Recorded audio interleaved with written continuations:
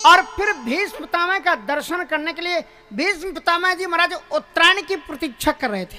उत्तरायण में जब सूर्य होते हैं ना, तो वैकुंठ के स्वर्ग के द्वार खुले हुए रहते हैं। लेकिन ध्यान रखना, श्रीमद् भागवत को अगर आपने खुद पढ़ोगे तो आपको तत्व मालूम पड़ेगा। भीष्म पितामह किसी भी उत्तरायण की प्रतीक्षा नहीं कर रहे थे। भीष्म पितामह जी को इच्छा मृत्यु का वरदान है,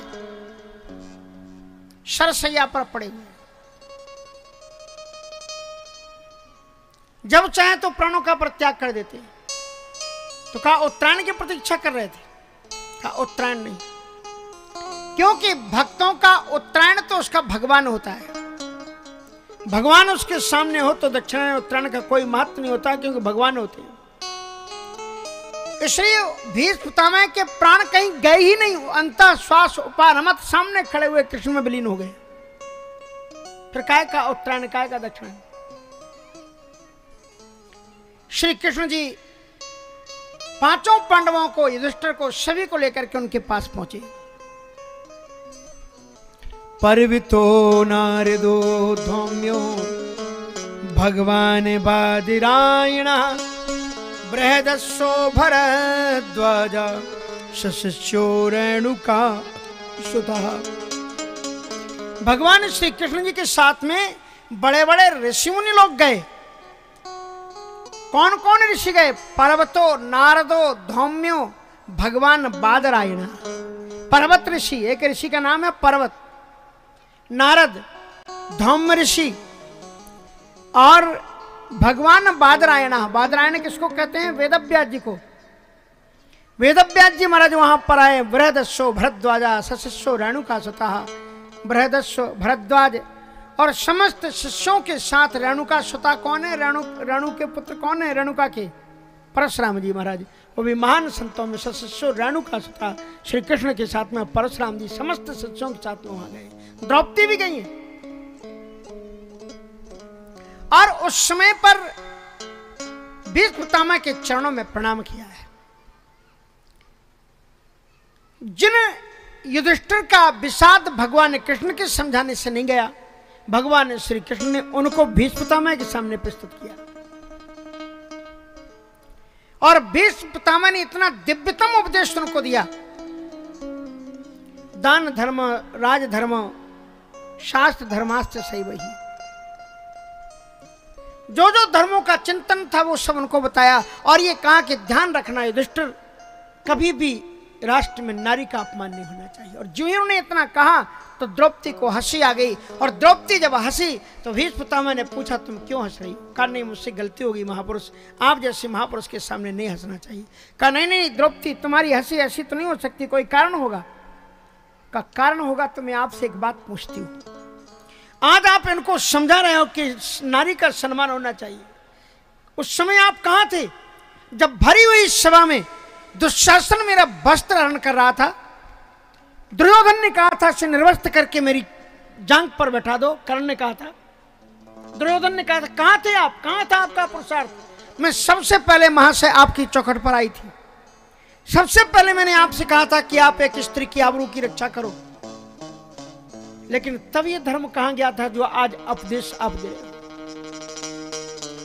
भीष्म पितामह के आंखों से आंसू टपके उन्होंने कहा कि द्रौपदी तुम देख रही हो कि मैं कहां हूं इस समय?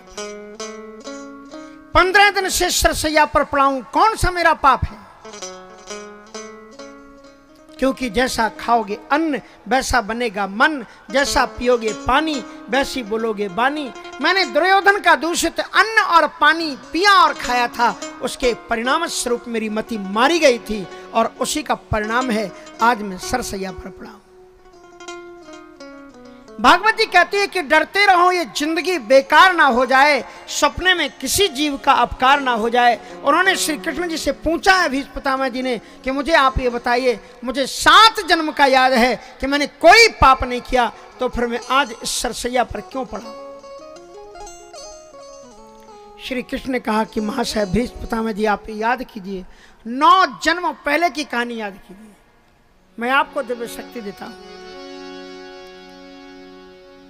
9वें जन्म से, आज से 9वें जन्म पहले आप क्षत्रिय थे, रथ चलाते हुए चले जा रहे थे। आपके रथ में एक सर्प लिपट गया। आपने रथ को रोका नहीं, रथ चलता रहा, सर्प रगड़ता रहा, और आपने एक बाण की उटंक से उसको जरा पहिए में फंसा हुआ था निकाला और फेंक दिया। वहां पर आगे एक कांटे की झाड़ी थी। अधमरा सर्प 15 दिनों तक कांटे की झाड़ी पर पड़ा तरसता रहा। ध्यान रखना, इंसान ही नहीं, यदि किसी भी प्राणी के साथ में आप दूषित कर्म करते हो, उसका परिणाम आपको भोगना पड़ेगा। इसलिए डरते रहो, ये जिंदगी बेकार ना हो जाए, सपने में किसी जीव का अपकार ना हो जाए। पाया है मनुज तन ये सदाचार के लिए, विषयों में पढ़ के कहीं अनाचार ना हो जाए। हमारे यहाँ के रेवा तट निवासियों की प्राचीन परंपरा थी, नर्मदा के किनारे के गांवों की। मैं बहुत दिनों से यहां पर आ रहा हूं कि हम जब खेतों में हल चलाते हैं, कितने कीटाणु मारे जाते हैं। इसलिए मैं तो कहता हूं नरवाई को मत जलाओ। जलाने से कितना हानि हो गई लोगों की, कितने लोग सड़क पर जल गए, वहां पर होले की तरह भुन गए, कितनी हताहत हुई, कितने लोगों के खेत समाप्त हो गए। इस नरवाई को भूसा बना करके गौशाला में दान कर दो, तुम्हारा कल्याण होगा और गौ माता का भी कल्याण होगा, उनकी भी सेवा होगी। सत्कर्म करो। यहां पचलावरा से यहां लोग आए होंगे कुछ लोग, बहुत पहले मैं वहां आया था, उन लोगों की नाते रिश्तेदारियां भी इस गांव में हैं। तो पचलावरा में एक पंडित जी रहते थे, उनको शिव शिव कहते थे, शिव शिव महाराज। इतने अद्भुत ब्राह्मण थे वो कि जब भी मिले 24 घंटे उनके मुख से शिव शिव शिव शिव शिव शिव शिव शिव शिव शिव शिव शिव निकलता ही रहता था। आसपास के लोग भी जानने वाले उनको होंगे। बोले मैं पांव में जूते पहन करके नर्मदा जी इसलिए नहीं जाता हूं क्योंकि मैंने देखा कि पांव के नीचे अगर चींटे आते हैं तो मर जाते हैं, और जूते के नीचे आते हैं तो मर जाते हैं। पांव थोड़ा कोमल होता है तो नीचे आ भी जाते हैं तो धूल से बच जाते हैं, इसलिए मैं बिना पन्हियों के जाता। इतना उनका ध्यान था कि मेरे पांव के नीचे कोई कीड़ा दब करके ना मरे। तो यहाँ की एक परंपरा रही है कि हर एक वर्ष के बाद में जब अनाज पैदा होता है तो ऋषियों के आश्रमों में भेज देते हैं कि भाई पता नहीं हमको ये फसल उगाते समय कितने जीव मर गए हो, जंतु मर गए हो, खाद डालते हैं तब कितने मर जाते हैं, आग लगाते हैं कितने कीटाणु जड़ जाते हैं। इसलिए बाद में कोई ना कोई सत्कर्म करना चाहिए, आश्रमों में गुरुकुलों में अन्न दान करके भेजना चाहिए, ताकि वहां पर ये ब्राह्मण को पढ़ने वाले, वेद पढ़ने वाले ब्राह्मणों की, हमारी वेद विद्या की भी सुरक्षा हो और बच्चों को सुरक्षा शिक्षा भी मिले और हमारी तरफ से दान भी हो जाए, ताकि सर्वे भवन्तु सुखिनः सर्वे सन्तु निरामयाः सर्वे भद्राणि पश्यन्तु मां कश्चित् दुःख भाग् भवेत्। और ये आपका संयोग है कि संयोग से मेरे यहाँ से हर वर्ष कोई ना कोई यहाँ से अनाज एकत्र करने के लिए आता है। अभी काजलखेड़ी में गांव में जब कथा हुई तो लगभग 150-200 कुंटल की घोषणा की गई, ताकि ये स्कूलों में जाए।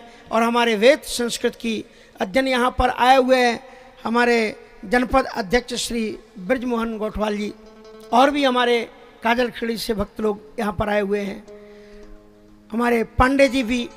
तो कहने का तात्पर्य है कि ये जो भगवान की दिव्य मंगलमयी परंपराएं से बनाओ, ताकि हमारे गुरुकुलों में वेदाध्ययन चले, गुरुकुल चले, बच्चों का अध्ययन चले। तो मैं अभी यहाँ पर हूँ, ये 7 दिन तक, आज दूसरा दिन तो गया, 5 ही दिन है, अब 7 दिन कैसे कह सकते हैं।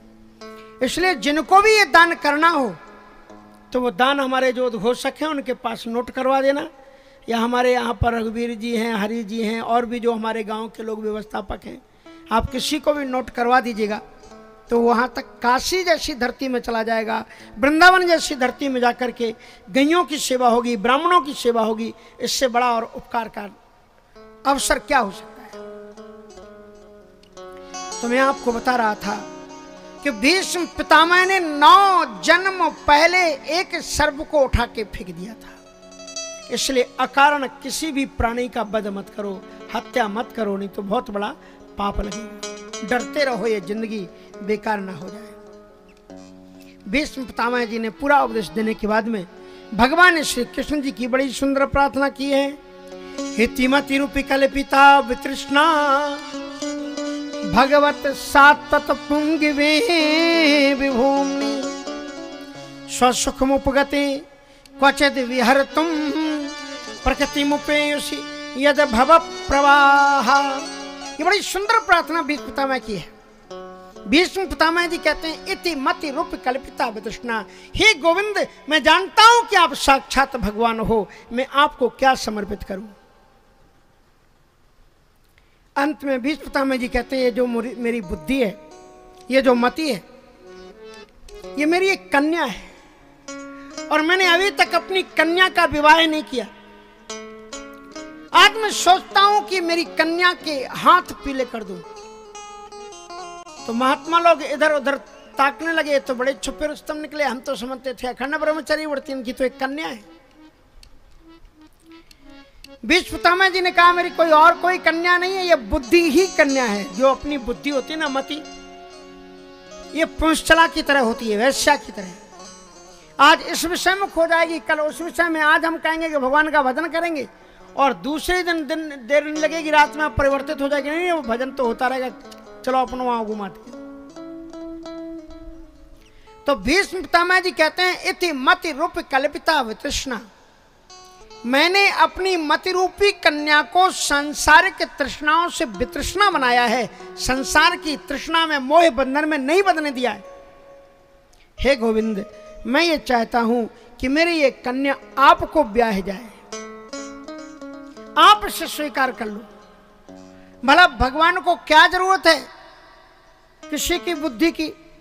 तो भीष्म पितामह जी कहते हैं कि मुझे मालूम है कि आपको किसी की आश्रय की आवश्यकता नहीं है, लेकिन फिर भी जिस प्रकार से सृष्टि का विस्तार करते हुए आप ब्रह्मा की बनाई हुई माया का आश्रय लेते हैं, उसी तरह से सृष्टि को संचालन में यदि आवश्यकता पड़े तो मेरी बुद्धि को भी मेरे मालिक लगा लेना, उसका भी उद्धार हो जाएगा और मेरी भी सार्थकता हो जाएगी। इति मति रूपे कल्पिता वितृष्णा भगवती सात्वत पुण्य। बड़ी सुंदर सुंदर वो प्रार्थना करते हैं।